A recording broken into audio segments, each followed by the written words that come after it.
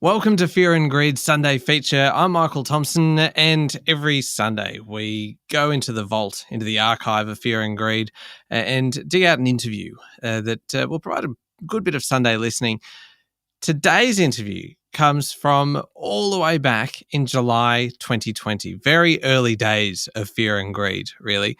And the interview was with Kim McCosker, who wrote the 4 Ingredients cookbooks. Now, you would have seen these cookbooks in shops around the country, around the world even. Chances are you've actually got one on your bookshelf because Kim has written more than 30 cookbooks and has sold millions and millions and millions of copies. And her empire continues to grow. It's grown even since we recorded this interview back in 2020. This, though, is a story of a very savvy entrepreneur identifying a market and absolutely nailing it. And there's some terrific advice in here as well for others wanting to build their own empire, or really just wanting to develop their own business skills and to really try and pursue every opportunity. It is one of my favorite interviews we've ever done. Enjoy.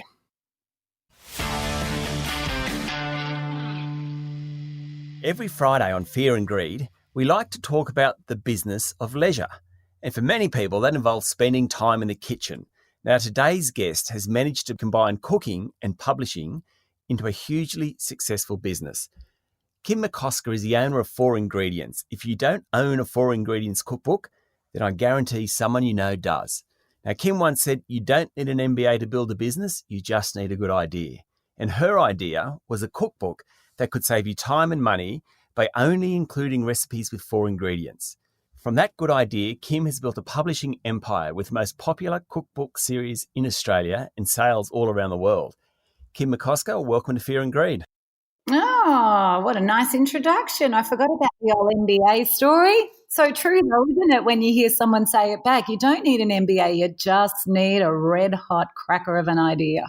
And you've had a red-hot cracker of an idea in 4 Ingredients. I mean, how'd you get to this point? Tell me your story. It was really born out of necessity, Sean. Like I'm the least likely person to have ever written a series of good cookbooks, but I'd actually, completed a degree in international finance at university and was lucky enough to get a graduate position with MLC, which was later bought by NAB. So about mid-2000s, I was a financial planner. I went on maternity leave with my second son and I went looking for the world's easiest cookbook. Now, cast your mind back 15 years. This is Jamie and Gordon and Nigella. And if you weren't making an asparagus custard with 15 ingredients, what the hell were you doing wrong? Yep. So all I wanted was just show me how to make a bacon and egg pie with the ingredients I've already got in my cupboard. Couldn't find what I was looking for, so sat down with my computer, opened it up, blank Word doc, and started typing a list of the recipes that Mum had taught me, my Nana, my Aunt Marg, my Auntie Lorraine, that could all be made with a few simple ingredients. And they just sort of started pouring out of me. It's amazing how many of us were brought up on apricot chicken or rissoles or apple crumble or scones made with 3 ingredients. And then when you actually focus on it, how many you can actually put down on paper. And that is really, from a need I had, a want I had, that is where the idea, the notion of 4 ingredients began. So how'd you get from that point, sitting at your table, writing down all those recipes, to where you are now? How'd you have the courage to get out there and have a go? Well, it kind of momentum takes over when you're working on a passion project. You sort of don't know where it's going to end. So that year of compilation, so this is 2006, if I had met you that year sideline at tennis or baseline at soccer or swimming club, we would have sat down. We were waiting for the children to finish their extracurricular activities after school. I would have turned to you and invariably we would have started talking about what's for dinner or what are the kids eating in lunch boxes. And then I would have said to you, do you have a recipe that you make regularly with just 3 or 4 ingredients? And everyone has one. So the compilation, the gathering of all of this, was quite easy. It was cooking it all and writing it all up, in a logical, ordered method that was time consuming.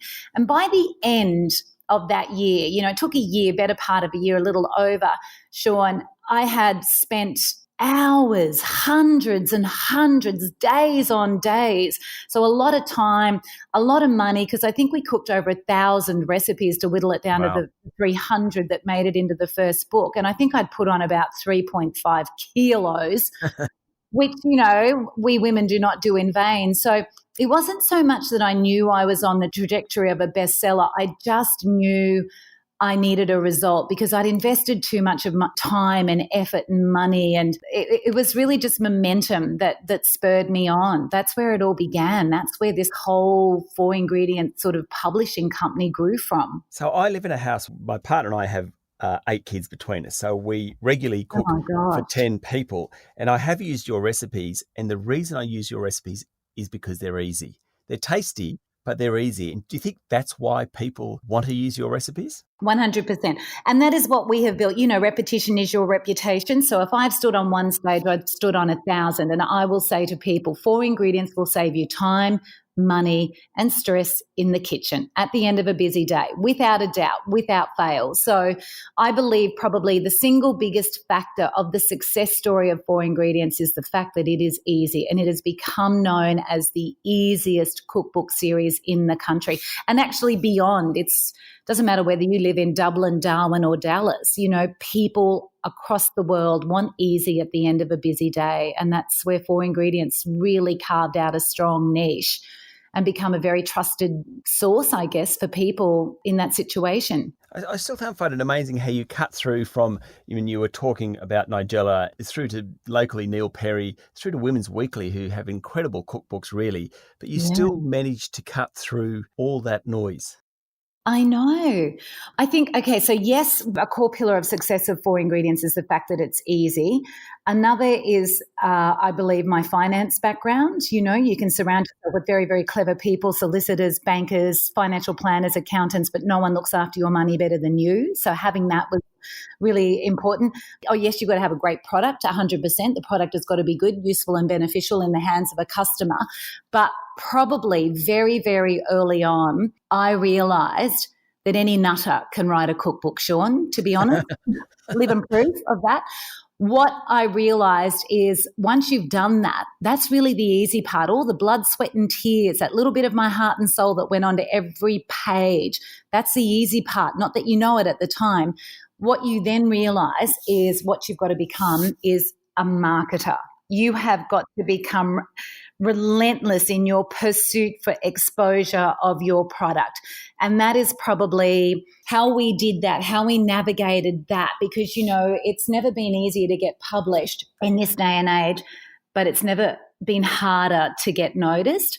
So you have got to have a very clear proposition, a very clear value proposition as to why your product is going to benefit your market ahead of everybody else's. And that is probably, like I studied in that second year. So compilation 2006, self-published 2007, and started marketing. You know, so 2,000 books landed on my doorstep March 17, 2007, and then March 18, 2007, I took the hat off of author and put the hat on of marketer, and still wear that hat today, to be honest. Wow. So also in that 13 years, publishing probably has changed more than any period since the invention of the printing press in the 1600s too. So you must have had to adapt it into that digital age. You know, back in 2007, we were early adopters of social media, and as such have a very large, dense, loyal social media following today. You know, we sort of were lucky enough to get on those bandwagons before, you know, they started imploding us with algorithms to allow us to speak to our own audiences and all that sort of stuff. But, you know, yeah, publishing is, you know, in the traditional sense, I mean, it's completely different. You know, you're self-publishing now, you're creating and selling a book outside of the traditional publishing industry. You know, anyone can self-publish now. I mean, Amazon allow you to print on demand these days. So, you know, ebooks weren't even a thing back in the day. Now, today, if I release a book, I'm releasing simultaneously an ebook. I'm releasing an audio book. I'm releasing a large print book, you know. So, yeah, back in the day, it was just a physical printed book, and you were lucky to have run a successful spell check on it. So we've come a very long way in 13 years. So to people out there starting out, not necessarily in cookbooks, but anywhere in terms of entrepreneurial spirit, what do you think are some of the recipe, let's use that phrase, to your success? I think whatever and I get asked this question all the time. Like I was on, I'm on mentoring panels, etc. And I think what I say to everybody, regardless of what the product is, it doesn't matter what you are selling. What you need to do from this day, this second forward, is build your platforms. You must start to create your own audience, your own market, because, we're just reading a heap of stuff that Netflix have put out about, how they're now commissioning new shows. And really a core component of that is what the content creator can bring to the table, not just in terms of content, but following, eyeballs, how can they mobilize a viewing army? So it's the same, whatever your product, if it's a cookbook or a garden, you might be a landscape architect, whatever, you must start to build your own. And that is probably the biggest thing I can ask, to sort of suggest or advise to anyone. You must start doing that now. You must start communicating regularly your message so that it kind of, it's just got to be simple and clear and regularly communicated so that people, when they are finally ready to buy a book, they're thinking of yours. Fantastic. I've got to ask you before I go, do you have a cookbook outside your own that's your favourite? Probably Flo Bjorky-Peterson. So I don't know. Do you ever remember? Pumpkin scones. Yes. Wow. That is how, well, I'm from Queensland. I grew up in a small country town called Mundubra, which is literally only 200k north of Kingaroy, which was Joe town. So, every local country show, we were there. Everyone was always trying to beat Flo's pumpkin scones. It was kind of like just this massive thing. So she had a real impact. And it wasn't just her scones. She was a great home cook, which is the very environment I grew up in. So that's probably, yeah. We better explain to listeners that Flo Bjorky-Peterson was the Premier's wife, and she was famous. First lady of Queensland for many, many decades. In the 70s, yep. And famous for creating pumpkin scones and other foods. Like, they were homely foods, weren't they? They were she's like me. We were probably reared on farms, regional Australia, and there was no 24-hour supermarkets back in the day. Mum did one shop weekly and just learned if she forgot something, too bad, so sad.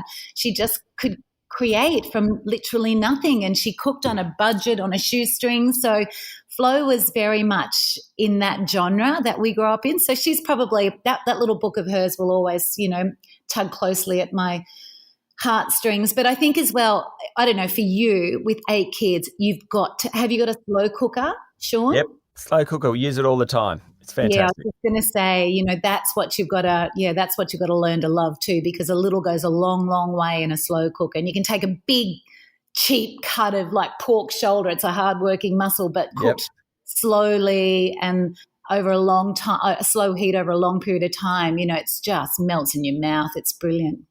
Fantastic. Kim McCosker, thanks for talking to Fear and Greed. Oh, thanks for having me. That was Kim McCosker, owner of 4 Ingredients and author of more than 30 cookbooks.